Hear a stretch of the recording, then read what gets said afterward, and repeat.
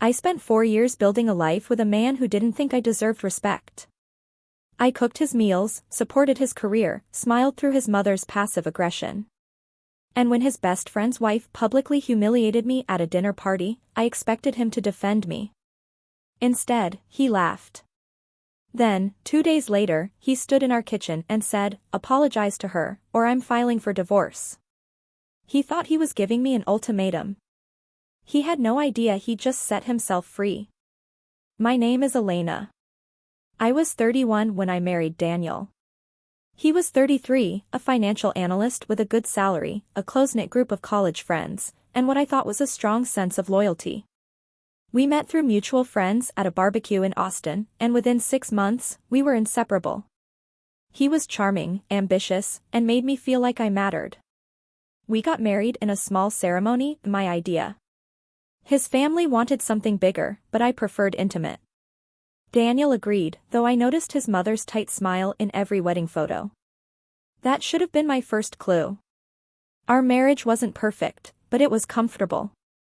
I worked as a project manager for a tech startup, and Daniel worked long hours at his firm. We had a routine, dinner together most nights, weekends with his college friends, occasional trips to visit my family in Colorado. On paper, we were fine. But there were small things. Things I told myself didn't matter. Like the way he'd dismiss my opinions in group settings. Or how he never defended me when his mother made little digs about my cooking, my career, my choice not to have kids right away. He'd say, "She's just like that," as if that excused it. As if I was supposed to absorb disrespect because it was easier than confrontation. I told myself it was normal. That all marriages had compromise. Then there was Vanessa. Vanessa was married to Marcus, Daniel's best friend since college. Marcus was fine, a little loud, a little too into craft beer, but harmless. Vanessa, though, was something else. She had opinions about everything, how people dressed, what jobs were real, what kind of wine you should drink. She worked in marketing and spoke about it like she was changing the world. I didn't like her, but I tolerated her. Because Daniel and Marcus were close, and that meant dinners, game nights, weekend trips. It meant Vanessa and I were supposed to be friends by proximity. We weren't. She made little comments. About my clothes, "Oh, you're so brave to wear prints like that." About my job, project management, "So you just manage? That's cute." About the fact that Daniel and I didn't have kids yet, "Don't wait too long, Elena. Fertility drops fast after 30. I smiled through it. I didn't want to cause tension. I didn't want to be the woman who couldn't take a joke. Daniel never noticed. Or he did, and he didn't care. The dinner party happened on a Saturday in early October. Marcus and Vanessa were hosting at their place in South Austin, a renovated bungalow Vanessa loved to brag about. There were 8 of us, Daniel and me, 2 other couples from their college group, and Marcus's younger brother. Vanessa cooked. She made a point of telling everyone she'd spent 2 days prepping, that the recipe was from some famous French chef, that the wine pairing was the essential. I brought a bottle of red and a homemade dessert, tiramisu, Daniel's favorite. Vanessa looked at it and said, "Oh, you made something. How sweet. I usually don't do store-bought mascarpone, but I'm sure it's fine." I hadn't used store-bought mascarpone. But I didn't correct her. Dinner was fine at first. The food was good, the wine flowed, people laughed. I stayed quiet, mostly. I wasn't in the mood to perform. Then Vanessa started talking about a work project, some campaign she'd led that had gone viral. Everyone listened. Daniel nodded along, impressed. When she finished, someone asked me about my job. I started explaining a product launch I'd been managing, coordinating between engineering, design, and marketing, keeping everything on schedule despite constant changes. It was complicated work, and I was proud of it. Vanessa cut me off. "That sounds exhausting," she said, smiling. "I could never do a job where I'm just putting out fires all day. I need to create, you know?" The table went quiet for a second. Then someone laughed, and the conversation moved on. I felt my face flush. I looked at Daniel. He was smiling. Not at me, at Vanessa. Like she'd said something clever. I excused myself to the bathroom. I stood there for 5 minutes, staring at myself in the mirror, telling myself to let it go. It was one comment. It didn't matter. When I came back, Vanessa was talking about a vacation she and Marcus were planning, 2 weeks in Italy. She looked at me and said, "You and Daniel should come." Oh wait, can you get that much time off? I forget, your job is pretty demanding, right? She said it like she was being considerate. But her eyes were sharp. I said, "I'll check my schedule."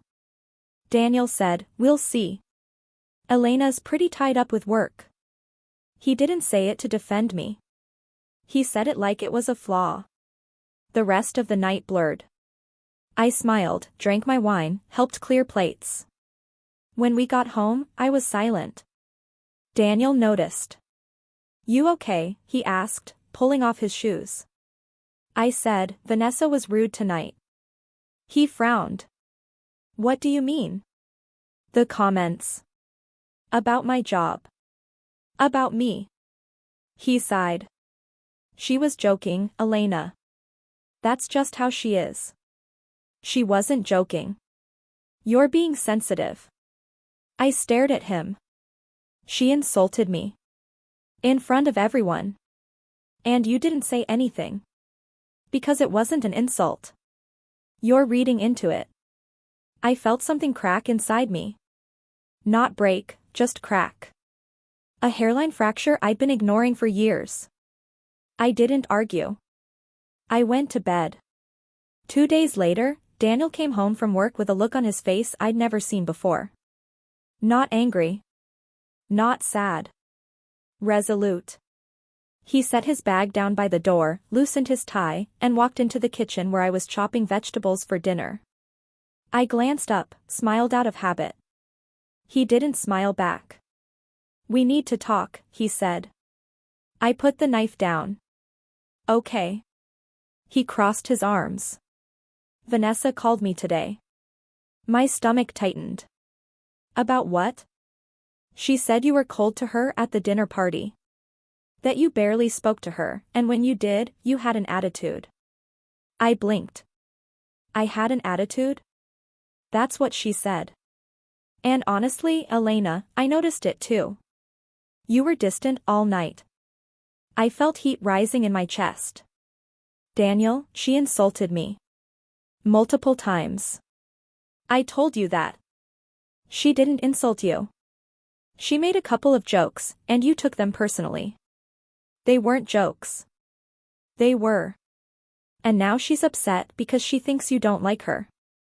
I stared at him. "I don't like her." His jaw tightened. "She's Marcus's wife. Marcus is my best friend. You don't get to dislike her." "I don't get to," I stopped myself, breathed. "Daniel, she's been condescending to me for years. And you've never once stood up for me. Because there's nothing to stand up for. You're imagining things." "I'm not imagining things."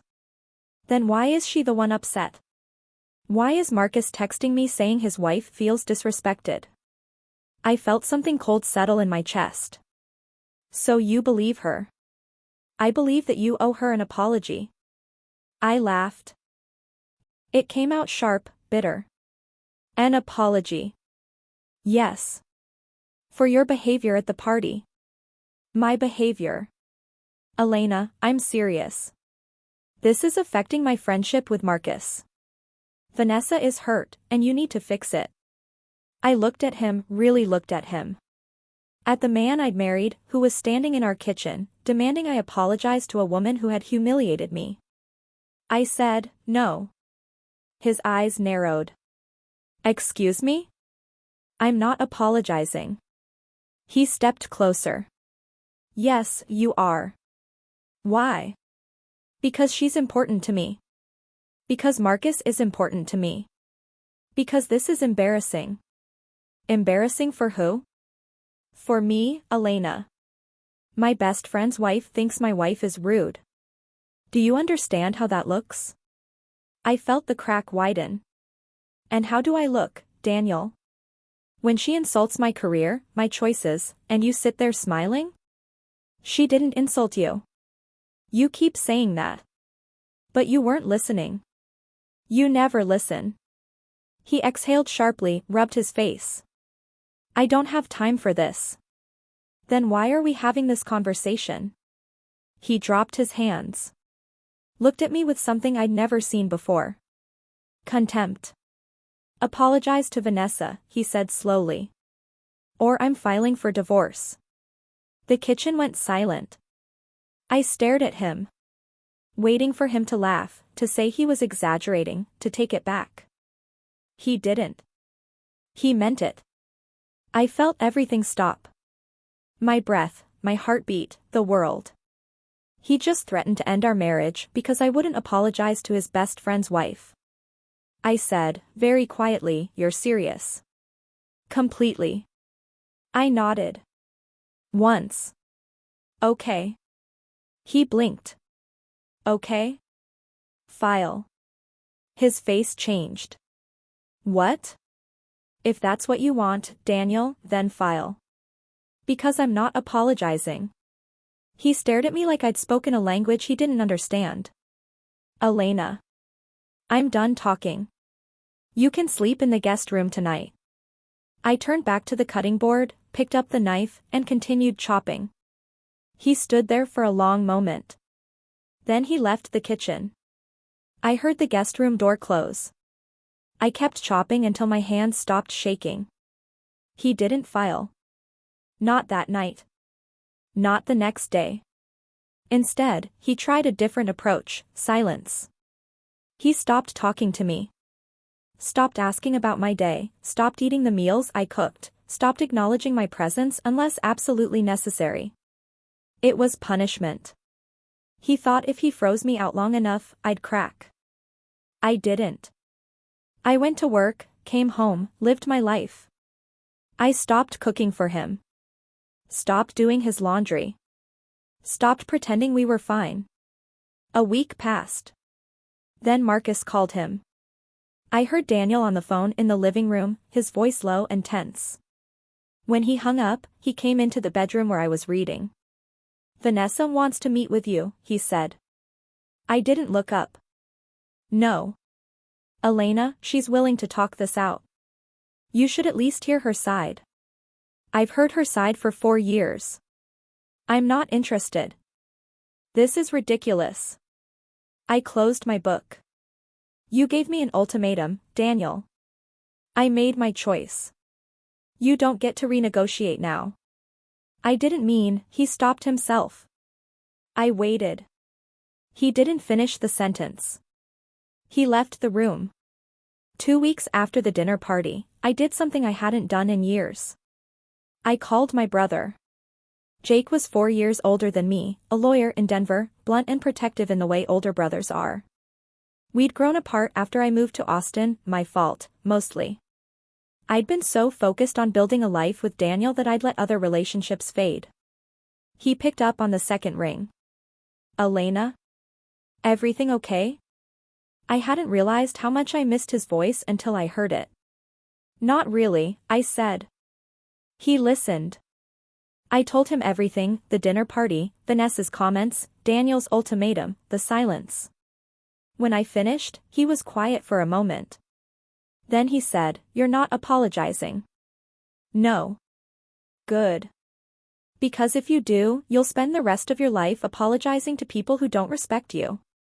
I felt tears prick my eyes. He threatened divorce. Let him file. Jake. I'm serious, Elena. You think he's going to follow through? He's bluffing. And even if he's not, you're better off. I don't know if I am. You are. Trust me. I've seen this before, people who use divorce as a weapon don't actually want divorce. They want control. Don't give it to him. I wiped my eyes. What do I do? You do nothing. You live your life. You let him sit in his own shit and figure out what he actually wants. And in the meantime, you talk to a lawyer. I'm not ready for that. You don't have to be ready. You just have to be prepared. He gave me the name of a colleague in Austin, a family law attorney named Rachel Kwan. I wrote it down, thanked him, and hung up. I didn't call Rachel right away. But I didn't delete the number either. 3 weeks in, Daniel broke. He came home early one Friday, found me in the living room working on my laptop. He sat down across from me, hands clasped, looking tired. I don't want a divorce, he said. I didn't respond. I was angry. I said something I shouldn't have. But I don't want to lose you, Elena. I closed my laptop. Then why did you say it? Because I thought you'd understand. Understand what? That sometimes you have to compromise. That relationships aren't just about being right. I leaned back. Is that what you think this is? Me needing to be right? Isn't it? I smiled. Not warmly. Daniel, I've compromised for 4 years. I've smiled through your mother's insults, I've tolerated Vanessa's condescension, I've stayed quiet when you dismissed me in front of your friends. I've compromised so much I almost forgot what my own voice sounded like. He looked uncomfortable. I didn't realize. Yes, you did. You just didn't care. He flinched. I stood up. You gave me an ultimatum because you thought I'd fold. You thought I valued this marriage more than my dignity. And maybe I did, once. But not anymore. So what are you saying? I picked up my laptop. I'm saying that if you want this marriage to work, you need to decide what you actually value. Because right now, it's not me. I walked past him, went into the bedroom, and closed the door. The next morning, I called Rachel Kwan. I didn't tell Daniel. I didn't need to. This wasn't about threatening him, it was about protecting myself. Rachel's office was in a high-rise downtown, sleek and professional. She was in her early 40s, sharp-eyed, with the kind of calm authority that made you feel like everything would be okay, even when it wasn't. I told her everything. She took notes, asked clarifying questions, didn't judge. When I finished, she set down her pen. Do you want to save this marriage? She asked. I hesitated. I don't know. That's fair. But here's what I need you to understand, whether you stay or go, you need to be in a position of strength. Right now, you're not. What do you mean? You're financially entangled. Joint accounts, joint assets. If he files, you need to be ready.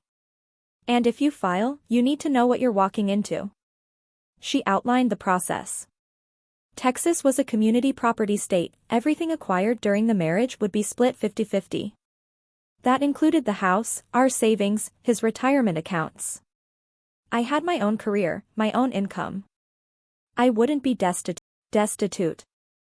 But I would be alone. I'm not saying you should file, Rachel said. I'm saying you should know your options. And in the meantime, I'd recommend opening a separate bank account. Just in case. I did it that afternoon.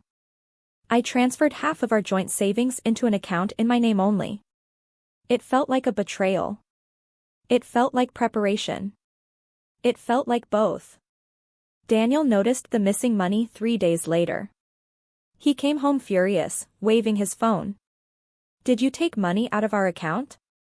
I was folding laundry. I moved half into a separate account. Why? Because you threatened to divorce me, Daniel. I'm protecting myself.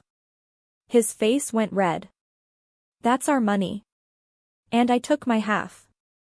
You can't just, he stopped, breathing hard. This is insane. You filed yet? I asked calmly. He stared at me. Because you gave me an ultimatum 3 weeks ago. And I'm still waiting. I told you I didn't mean it. Then why did you say it? He had no answer. I went back to folding laundry.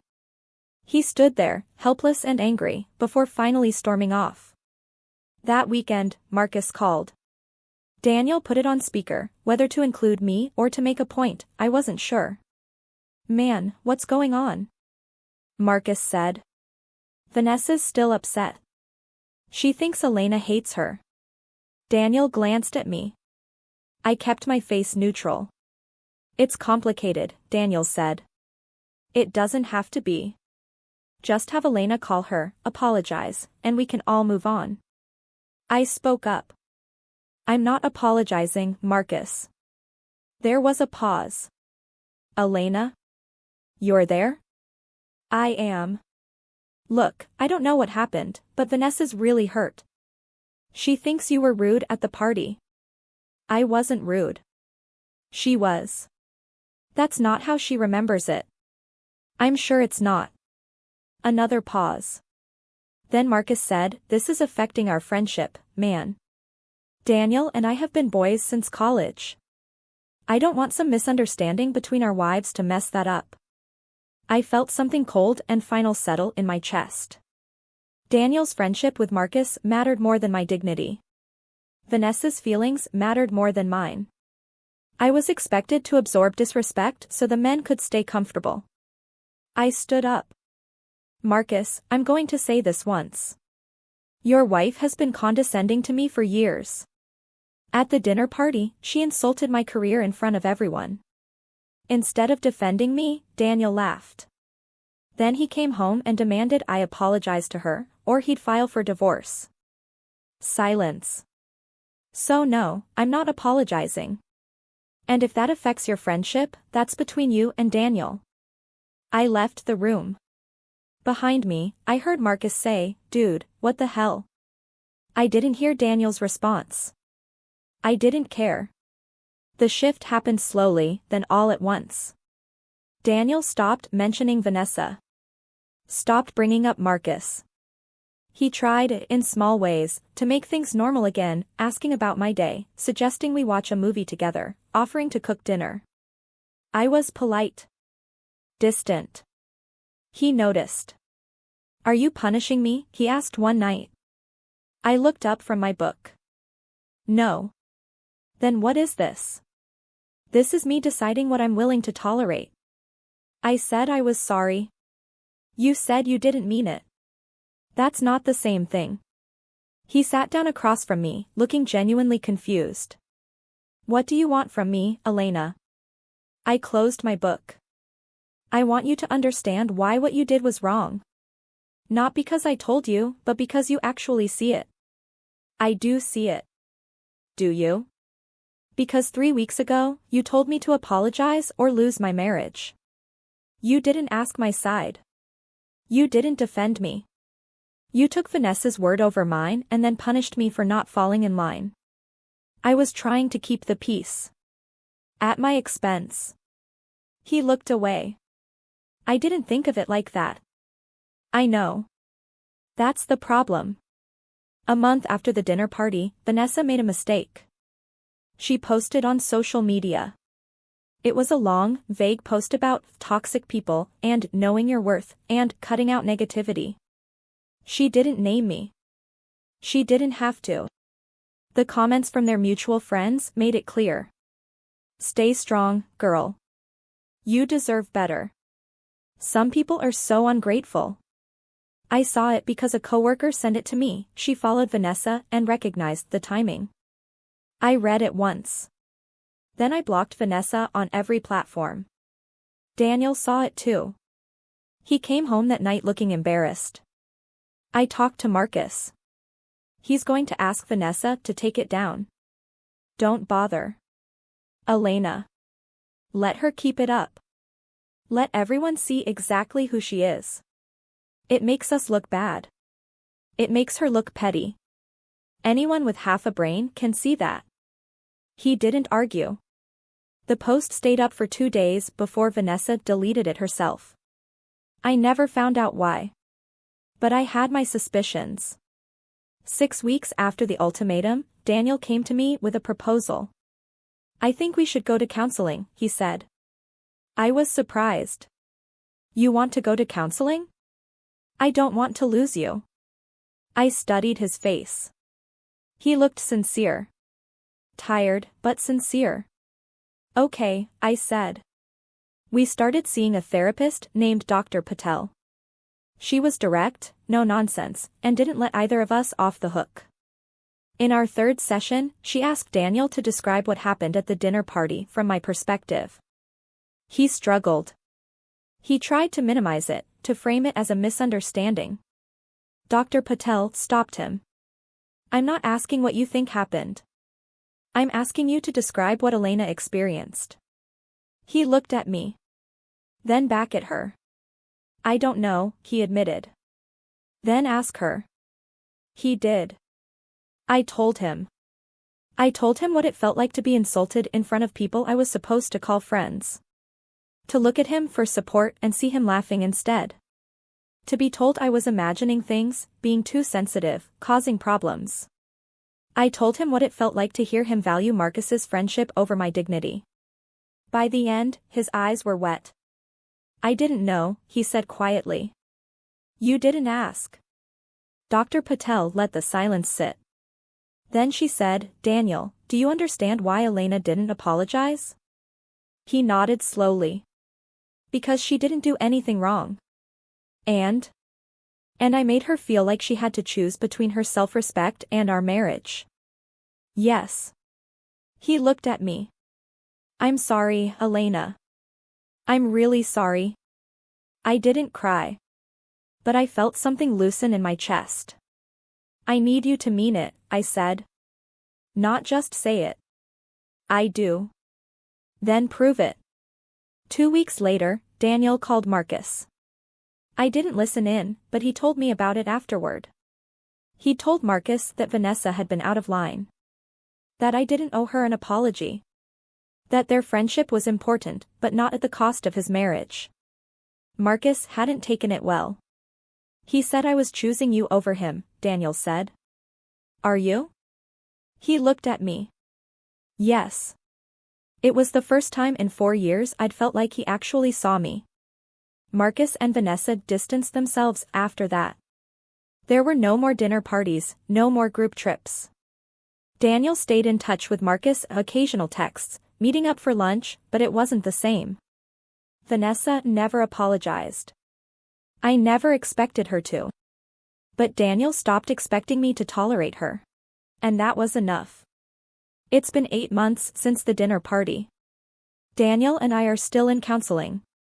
Some weeks are better than others. We're learning how to communicate, how to actually hear each other instead of just waiting for our turn to talk. I don't know if we'll make it. But I know I'm not the same person I was in that kitchen 8 months ago, absorbing ultimatums and swallowing my dignity. I opened that separate bank account. It's still there. I hope I never need it. But I'm not afraid anymore. Because I learned something that night Daniel gave me his ultimatum. The moment you're willing to walk away is the moment you stop being powerless. He thought he was giving me a choice. He was. And I chose myself. Some people call that selfish. I call it survival. And I'd do it again.